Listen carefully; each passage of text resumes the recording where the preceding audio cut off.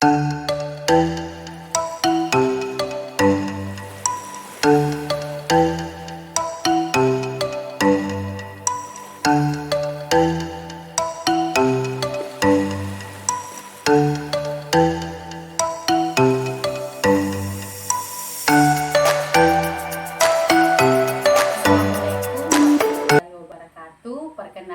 saya Mary Haryanti Kambuno. Saya calon guru penggerak angkatan 10 dari UPT SD Negeri 95 Beropa, Kabupaten Luwu Utara. Kali ini saya tidak sendiri, saya ditemani oleh Ibu Nurhaini.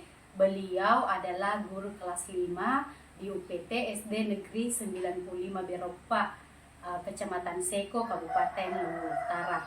Assalamualaikum Bu Nurhaini. Waalaikumsalam. Bagaimana kabarnya hari ini, Bu? Alhamdulillah sehat, Bu. Kalau Ibu? Puji Tuhan sehat. Senang sekali, Bu, bisa berbincang dengan Ibu dalam percakapan kita kali ini. Hal yang sama, Bu. Saya pun merasa senang bisa berkolaborasi dengan Ibu dalam kegiatan ini. Baik, hari ini kita akan adakan percakapan praobservasi ya, Bu. Sebelum nantinya Ibu akan melakukan kegiatan pembelajaran dan saya akan mengamati atau melakukan kegiatan observasi terhadap kegiatan pembelajaran yang Ibu lakukan. Kegiatan praobservasi ini, Bu, merupakan rangkaian dari kegiatan supervisi akademik.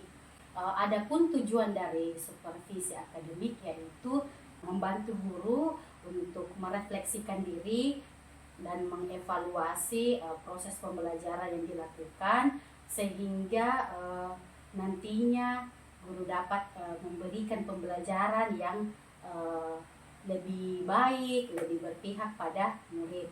Nah, hari ini kita melakukan kegiatan praobservasi sebagai persiapan awal agar Ibu lebih siap, lebih percaya diri lagi untuk melakukan kegiatan pembelajaran sehingga nantinya pembelajaran yang Ibu lakukan boleh memberikan yang terbaik kepada murid.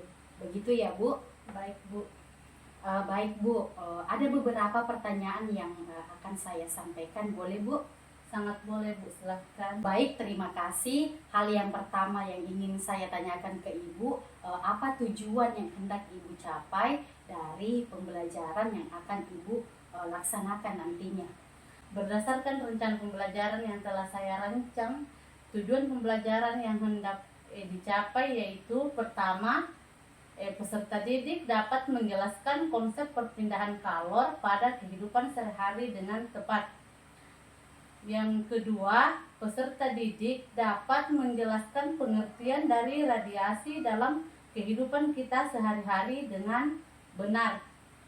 Yang ketiga, peserta didik dapat membuat suatu karya yaitu termometer sederhana dengan kreatif. Yang keempat, peserta didik dapat menyajikan hasil karya termometer sederhana dengan percaya diri. Baik, jadi muatan pelajaran yang akan Ibu bawakan yaitu muatan IPA ya, Bu? Iya, betul sekali, Bu. Baik, ada 4 tujuan pembelajaran yang hendak Ibu capai. Yang pertama tadi, peserta didik dapat menjelaskan konsep perpindahan kalor pada kehidupan sehari-hari dengan tepat. Kemudian yang kedua, peserta didik dapat menjelaskan pengertian radiasi dalam kehidupan sehari-hari dengan benar. Kemudian yang ketiga, peserta didik dapat membuat suatu karya yaitu termometer sederhana dengan kreatif. Dan yang terakhir adalah peserta didik dapat menyajikan hasil karya termometer sederhana dengan percaya diri. Baik, untuk area pengembangan, aspek apa yang menjadi fokus utama Ibu dalam kegiatan pembelajaran kali ini? Baik, untuk area pengembangan mungkin saya akan berfokus pada aspek keterampilan murid, di mana dalam proses pembuatan termometer sederhana murid dilatih mengatasi masalah yang muncul selama proses pembuatan termometer tersebut, serta dalam kegiatan presentasi produk atau karya, keterampilan murid dalam berkomunikasi dilatih untuk menggunakan bahasa yang mudah dipahami dalam menjelaskan proses pembuatan dan fungsi termometer. Baik, jadi dalam pembelajaran kali ini area yang menjadi fokus pengembangan Ibu adalah keterampilan murid dalam mengatasi masalah saat diskusi membuat termometer sederhana, kemudian kemampuan murid dalam menyampaikan informasi ketika murid melakukan presentasi hasil karya, yaitu termometer sederhana. Baik, luar biasa sekali. Saya jadi penasaran, kira-kira apa strategi yang akan Ibu terapkan agar rencana pembelajaran yang telah Ibu tetapkan dapat tercapai dengan baik. Baik, dalam pembelajaran ini kali ini strategi pembelajaran yang saya lakukan yaitu berpusat pada murid dengan menerapkan model pembelajaran Project Based Learning atau PBL, serta menerapkan pembelajaran berdiferensiasi. Dalam hal ini saya lebih menekankan pada diferensiasi konten dan proses, di mana untuk diferensiasi konten saya menyediakan sumber belajar yang beragam untuk murid saya. Untuk murid saya berupa video, gambar, artikel, dan benda-benda konkret lainnya. Sedangkan untuk diferensiasi proses saya akan memberikan pendampingan khusus kepada murid sesuai tingkat kemampuannya. Baik, luar biasa sekali. Jadi strategi yang akan Ibu terapkan yaitu Ibu akan menerapkan pembelajaran yang berpusat pada murid dengan menerapkan model pembelajaran Project Based Learning, kemudian menerapkan pembelajaran berdiferensiasi. Dalam hal ini Ibu akan lebih menekankan pada diferensiasi konten dan diferensiasi proses. Saya jadi tidak sabar untuk melihat proses pembelajaran yang akan Ibu lakukan nantinya. Baik Bu, untuk selanjutnya bagaimana penilaian yang akan Ibu lakukan dalam proses pembelajaran kali ini?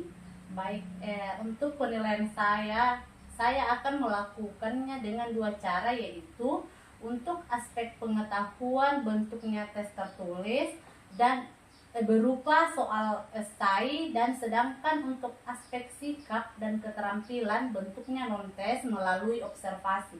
Baik, jadi dalam penilaian Ibu akan melakukannya dengan dua cara. Untuk aspek pengetahuan atau kognitif, Ibu akan memberikan tes tertulis dalam bentuk esai. Kemudian untuk penilaian keterampilan dan sikap, Ibu akan melakukannya non-tes dalam bentuk observasi. Iya, betul Ibu. Baik Bu, Ibu kan mengajar di kelas 5. Iya, betul. Kira-kira kapan jadwal kita akan melakukan kegiatan observasi ini? Artinya hari apa, kemudian jam keberapa? Baik, kegiatan pembelajaran yang akan saya lakukan pada hari Jumat jam pertama dan kedua. Jadi kita akan melakukan kegiatan observasi pada hari Jumat jam pertama dan kedua. Iya, betul Ibu. Bu, saya rasa cukup sekian pertanyaan dari saya. Harapan saya pada proses pembelajaran hari Jumat nantinya semuanya boleh berjalan dengan lancar sesuai dengan apa yang Ibu rencanakan. Dan setelah kegiatan observasi nantinya Bu, kita masih ada kegiatan diskusi pasca observasi, di mana kita akan didampingi oleh pengajar praktik. Semoga kita dalam keadaan sehat, kita dapat melakukan semua tahapan supervisi akademik. Amin Bu, sampai bertemu di hari Jumat ya Bu. Baik Bu, tetap semangat. Sampai bertemu di hari Jumat. Saya ucapkan terima kasih untuk diskusi hari ini Bu.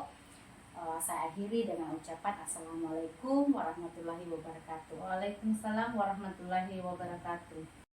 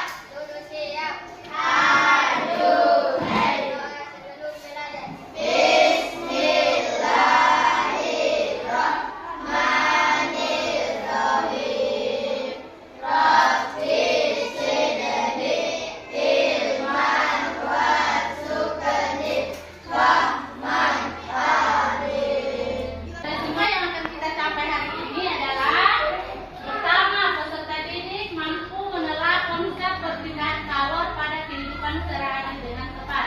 Yang kedua, peserta didik dapat menjelaskan pengertian dari radiasi dengan benar. Ketiga, nanti kita akan membuat sebuah karya yaitu termometer sederhana. Terus nomor 6, peserta didik bisa menampilkan hasil proyeknya dengan percaya diri di depan kelas dan ditanggapi oleh temannya dari kelompok lain. Inilah tujuan pembelajaran yang akan kita capai hari ini. Baik-baik.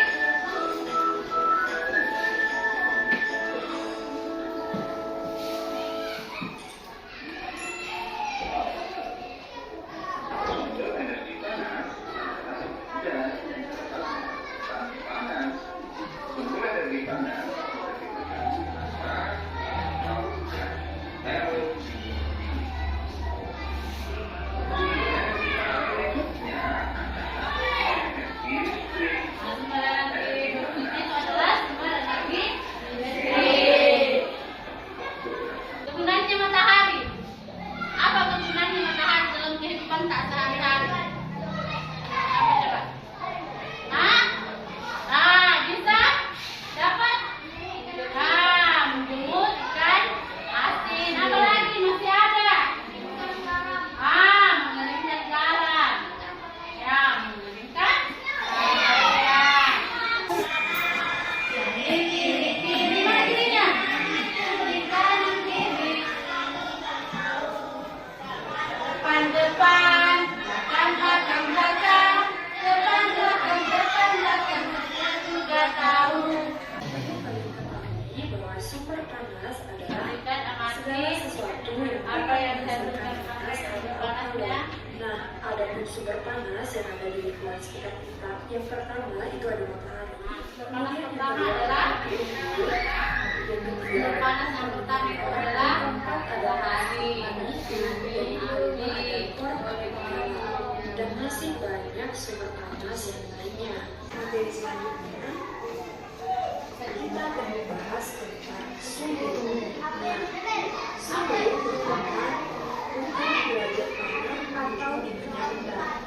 Nah, anak-anak, tinggi rendahnya suhu secara tepat diukur menggunakan termometer. Termometer yang paling banyak digunakan dalam kehidupan sehari-hari adalah termometer klinis atau termometer suhu badan dan termometer ruang.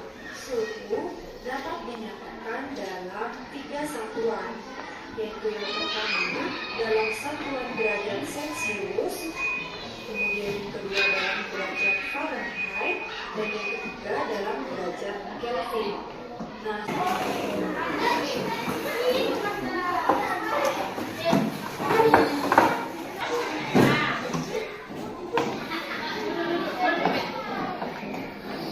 Kita membuat proyek yaitu termometer sederhana. Alat-alatnya sudah lengkap. Alat-alatnya bahannya naikkan di atas. Mana bahannya yang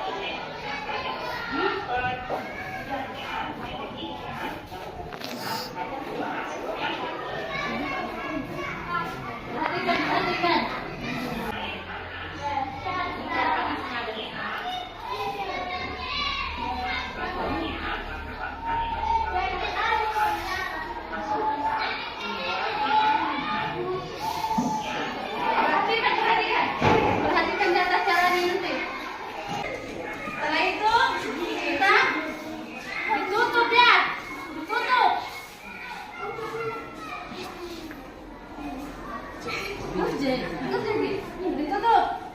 Bentar, kamu tenang.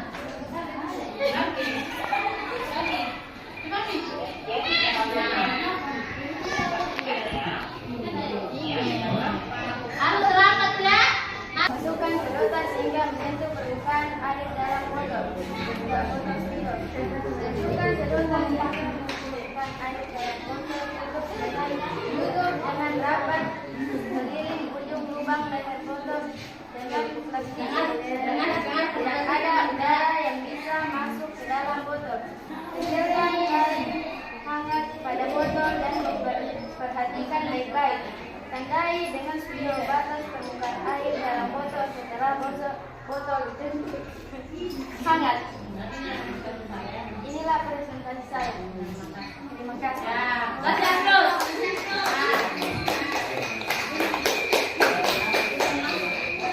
Suhu adalah besaran yang menyatakan tingkatan panas atau dingin suatu benda. Suhu itu tidak bisa dipindahkan namun bisa naik turun. Seperti tadi pada percobaan termometernya ya. Terus satuan suhu adalah Celcius. Satuan suhu adalah Celcius dan alat yang dipakai mengukur suhu adalah termometer. Oke, sekarang Ibu berikan lembar evaluasi. Ditulis namanya. Baca soalnya dengan baik baru diisi.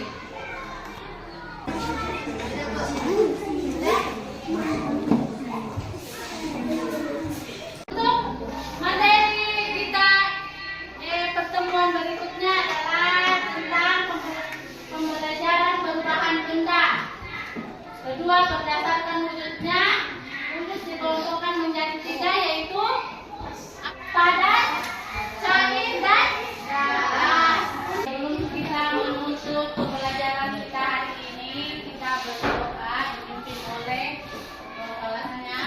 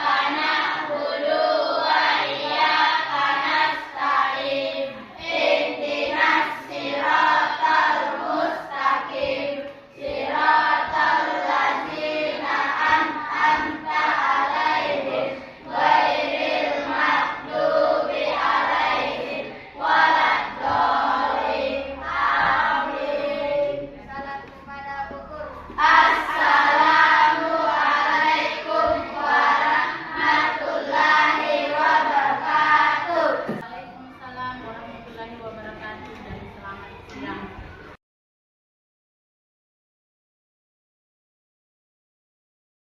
Assalamualaikum warahmatullahi wabarakatuh. Kembali lagi dengan saya Mary Haryanti Kamuno, calon guru penggerak angkatan 10 Kabupaten Bogor Utara dari UPT SD Negeri 95 Beropa. Di sini saya masih ditemani oleh Ibu Nurhaini. Beliau adalah guru yang telah diobservasi dalam kegiatan seperti kali ini. Assalamualaikum Bu. Waalaikumsalam warahmatullahi wabarakatuh. Dan lebih spesialnya lagi hari ini kami didampingi oleh Pak Hasbar SPD selaku pengajar praktik pendidikan guru penggerak dari Kabupaten Bogor Utara. Assalamualaikum Pak Hasbar. Bagaimana kabarnya hari ini Pak? Baik. Baik, puji Tuhan kita sudah berada pada tahapan pasca observasi. Mohon izin Pak, kami akan melakukan diskusi pasca observasi. Untuk mengefisienkan waktu kami akan memulai diskusi kali ini. Silakan. Baik, terima kasih Pak. Bu Edi, senang sekali berjumpa lagi dengan Ibu dalam percakapan pasca observasi kali ini. Sebelum kita terlalu jauh, saya ingin mendengar apa harapan Ibu dari diskusi kita hari ini. Harapan saya melalui diskusi kita hari ini adalah saya dapat menginstruksikan diri saya agar saya dapat melakukan perbaikan dari hal-hal yang masih kurang untuk ditingkatkan lagi dari pembelajaran yang saya terapkan di kelas saya. Baik, jadi harapan Ibu terkait kegiatan kita hari ini adalah Ibu dapat memperoleh umpan balik sebagai acuan dalam melakukan tindakan perbaikan untuk meningkatkan kualitas pembelajaran yang lebih berpihak pada murid. Begitu ya Bu? Ya. Baik, ada beberapa pertanyaan yang akan saya tanyakan ke Ibu terkait kegiatan observasi kita yang telah kita lakukan sebelumnya. Yang pertama, saya ingin tahu bagaimana perasaan Ibu setelah melakukan kegiatan observasi sebelumnya. Awalnya mungkin belum terbiasa dalam pembelajaran itu, tapi lambat dengan berjalannya waktu mungkin alhamdulillah mengalir secara natural. Perasaan saya lega Bu, karena pembelajaran yang saya terapkan di sekolah sangat lancar. Baik, jadi secara keseluruhan pembelajaran yang dilakukan berjalan lancar, meskipun awalnya deg-degan ya Bu, ya ini adalah merupakan hal yang baru bagi kita, tapi seiring berjalannya waktu sudah berjalan secara natural. Baik, kalau menurut Ibu bagaimana proses pembelajaran yang sudah dilakukan? Apakah semuanya sudah berjalan sesuai dengan apa yang Ibu rencanakan? Ya, alhamdulillah secara keseluruhan pembelajaran yang saya lakukan sudah sesuai dengan apa yang direncanakan, meskipun masih ada beberapa hal yang perlu ditingkatkan. Baik, Ibu tadi mengatakan bahwa secara keseluruhan pembelajaran sudah berjalan dengan lancar. Namun ada beberapa hal yang masih perlu ditingkatkan. Baik untuk selanjutnya, kira-kira menurut Ibu hal-hal apa saja yang sudah berjalan dengan baik, kemudian hal apa saja yang masih perlu ditingkatkan?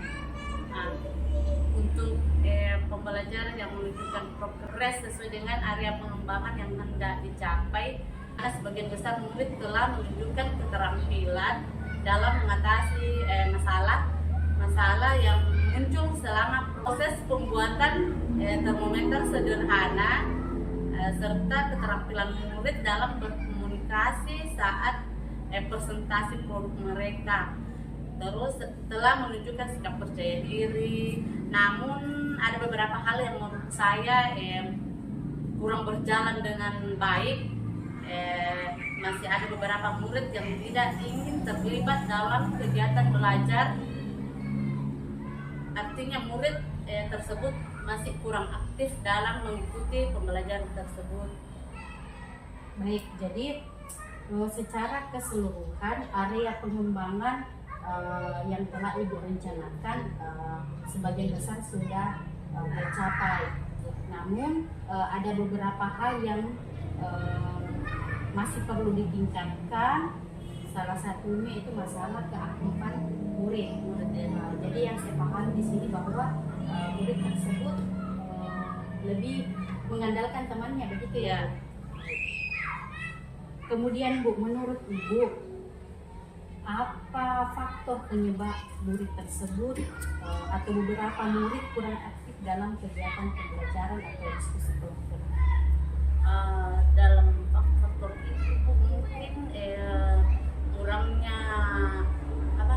kurangnya pemahaman terhadap pembelajaran yang diterima dari gurunya, seperti itu. Ataukah mungkin karena dia tidak mau terlibat dalam pembuatan termometer yang dikerjakan bersama teman. Baik, jadi menurut Ibu salah satu faktor penyebab yaitu lebih kepada kesiapan belajar murid ya, karena tingkat pemahaman murid terhadap materi masih kurang ya. Nah, sehingga membatasi dia dalam berkontribusi dalam pembuatan termometer sederhana. ya termometer sederhana. Baik Bu, selanjutnya kira-kira menurut Ibu apa solusi yang efektif untuk mengatasi masalah tersebut? Kemungkinan untuk solusinya saya akan melakukan pembelajaran berdiferensiasi produk, di mana saya akan memberikan kebebasan kepada peserta didik atau murid memilih produk yang mereka akan buat dalam untuk meningkatkan kemampuan mereka. Misalkan seperti murid memiliki tingkat pemahaman yang baik dapat membuat produk seperti termometer sederhana, sedangkan murid yang memiliki pemahaman yang kurang mungkin bisa membuat gambar infografis tentang termometer seperti itu. Baik, jadi menurut Ibu solusi yang dapat dilakukan yaitu menerapkan pembelajaran diferensiasi produk Ya, Jadi produk yang dihasilkan nantinya disesuaikan dengan tingkat kesiapan belajar atau tingkat kemampuan murid. Oke. Baik. Selain menerapkan pembelajaran berdiferensiasi konten, kira-kira menurut Ibu masih adakah solusi lain yang dapat dilakukan agar lebih mendorong lagi keaktifan murid dalam kegiatan diskusi? mungkin saya bisa juga memberikan atau menerapkan model pembelajaran yang berbasis game yang dapat memberikan kesempatan kepada murid untuk saling memberi dukungan antar teman kelompok untuk mengambil bagian dalam diskusi. Misalnya melalui model quick on the draw, di mana semua murid harus bergantian mengambil dan menjawab kartu soal, sehingga tidak ada murid yang pasif dalam kerja kelompok itu, semuanya aktif. Baik, luar biasa apa yang Ibu ini sampaikan. Jadi Ibu akan memilih menerapkan model pembelajaran berbasis game. Salah satunya adalah model pembelajaran quick on the draw.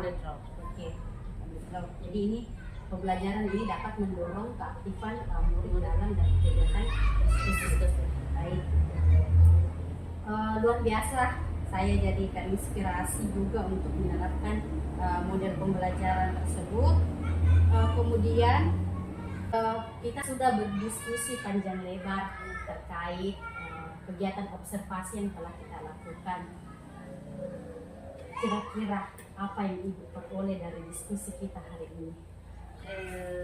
Luar biasa Bu, melalui diskusi kita hari ini saya merasa lega, di mana saya dapat merefleksikan diri saya terkait kelebihan dan kekurangan saya dalam pembelajaran yang saya lakukan. Awalnya saya berpikir bahwa Ibu Mary yang akan memberikan saya solusi terhadap masalah yang saya hadapi. Namun tanpa saya sadari, saya sendirilah yang menemukan solusi itu, dan hal itu tidak memberatkan bagi saya karena solusinya berasal dari buah pikiran saya sendiri. Luar biasa, saya sangat senang melalui diskusi ini Ibu dapat merefleksikan diri dan kemudian pada akhirnya menemukan sendiri solusi dari masalah yang Ibu hadapi. Baik Bu, pertanyaan terakhir Bu, kapan Ibu akan mulai menerapkan pembelajaran berdiferensiasi konten dan kemudian menerapkan model pembelajaran quick learning seperti yang Ibu kemukakan tadi? Baik Bu, insya Allah saya akan berupaya menerapkan hal tersebut secara bertahap. Untuk pertemuan berikutnya pada mapel IPA saya terlebih dahulu menerapkan pembelajaran quick on the draw itu, biar menerapkannya di pertemuan berikutnya. Baik, jadi untuk pertemuan berikutnya pada pelajaran kita, Ibu akan melakukan secara bertahap. Yang pertama menerapkan dulu model pembelajaran quick and draw, kemudian pertemuan berikutnya baru menerapkan lagi pembelajaran dan diferensiasi, khususnya pada diferensiasi produk. Ya betul. Oke, baik. Luar biasa percakapan kita hari ini, Bu. Semoga apa yang Ibu rencanakan boleh terlaksana dengan baik dan dapat memperoleh hasil yang diharapkan, yaitu meningkatkan keaktifan murid. Saya rasa cukup sekian diskusi kita hari ini. Saya ucapkan terima kasih, Bu, untuk waktunya. Saya akhiri dengan ucapan Assalamualaikum warahmatullahi wabarakatuh. Waalaikumsalam warahmatullahi wabarakatuh. Baik, demikianlah percakapan pasca observasi yang telah kami lakukan bersama Ibu Nurhaini. Selanjutnya saya kembalikan kepada Pak Hasbar selaku pengajar praktik. Jika sekiranya boleh Pak, kami diberi masukan terkait apa yang telah kami lakukan, sehingga ke depannya saya secara pribadi bisa melakukan supervisi akademik dengan baik sesuai dengan alur BPK. Ya, terima kasih atas waktu yang diberikan. Dari percakapan pasca observasi tadi itu, coach atau Ibu Mary Karya 30 SPD sebagai coach dan Ibu Nurhaini sebagai coachnya. Ya, tadi coach sudah berusaha menggali pertanyaan sehingga coachnya sendiri bisa menemukan sendiri solusi, dan tadi juga coachnya juga mengulang kembali jawaban dari Ibu tadi itu sudah sesuai dengan prinsip dari coaching. Oke, hanya itu mungkin yang saya berikan. Baik, terima kasih Pak untuk waktunya hari ini. Sampai bertemu di pertemuan berikutnya. Saya akhiri dengan ucapan Assalamualaikum warahmatullahi wabarakatuh. Terima kasih Pak. Terima kasih Bu Eni.